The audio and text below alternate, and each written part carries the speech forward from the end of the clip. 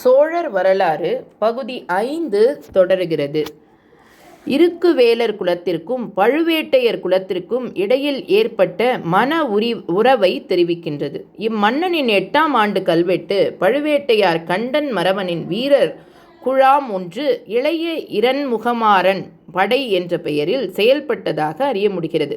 முதலாம் இராசராசனின் 4ஆம் ஆட்சியாண்டு கல்வெட்டு மேல்பழுவூரில் பழுவேட்டையர் கண்டன் மறவன் ஒரு கோயில் எடுப்பித்த செய்தியை தெரிவிக்கிறது. முதலாம் ஆதித்தர் காலத்தில் தொடங்கிய சோழ சேர தொடர்புகள் தொடர்ந்து வலிமை பெற்று வந்தமை பற்றிய பல சான்றுகள் கல்வெட்டுகளில் கிடைக்கின்றன.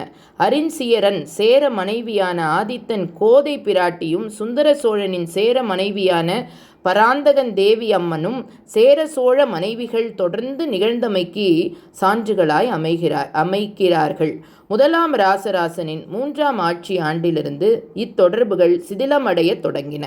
காந்தலூரை சாலை போரோ சேர சோழ நட்புறவை முறித்த முதல் நிலை என்பதனை திருக்கோவிலூரில் உள்ள கல்வெட்டும் தஞ்சை ராஜராஜீஸ்வரத்தில் உள்ள முதலாம் இராசராசனின் கல்வெட்டும் உறுதிப்படுத்துகிறது. முதலாம் இராசராசன் காலத்தில் தொடங்கிய இச்சேர சோழ போர்கள் முதலாம் ராஜேந்திரனின் காலத்தில் உச்சமடைந்தது.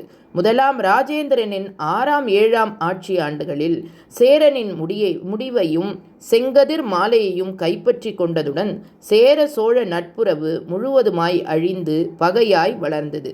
இதுவே பழுவேட்டையர்களின் ஆட்சி முடிவுற்றமைக்கு முதன்மை காரணமாகும். 139 ஆண்டுகளாய் தமிழகத்தின் மைய பகுதியில் சோழர்களின் எழுச்சியோடு இணைந்து வளர்ந்து செழித்து அவர்களோடு மனவினை தொடர்பு கொண்டு வாழ்ந்திருந்த பழுவூர் மரபு அரியணை இழந்து ஆட்சி இழந்து போனாலும் அவர்கள் விட்டு சென்ற கலை கோயில்கள் காலம் உள்ளளவும் பழுவேட்டையர்களின் பெருமைகளை பறைசாற்றி நிற்கும். சரித்திரத்தில் பழுவேட்டையர்கள் முத்தரையர் வம்சத்தில் இருந்த தஞ்சை கோட்டையை முற்றுகையிட்டு முதலில் அந்நகரில் பிரவேசித்தவர் ஒரு பழுவேட்டையார். இரு கால்களும் இழந்த விஜயாலய சோழன் திருப்புறம்பியம் போர்க்களத்தில் புகுந்து ஆதி பராக்கிரம செயல்களை புரிந்தபோது அவனுக்கு தோள் கொடுத்து தூக்கிச் சென்றவர் ஒரு பழுவேட்டையர்.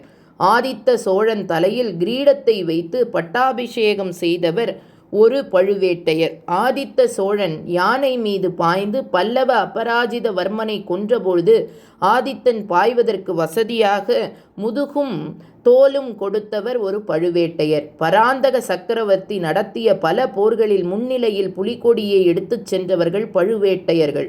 ராஜாதித்யன் போர்க்களத்தில் காயம்பட்டு விழும்பொழுது அவனை ஒரு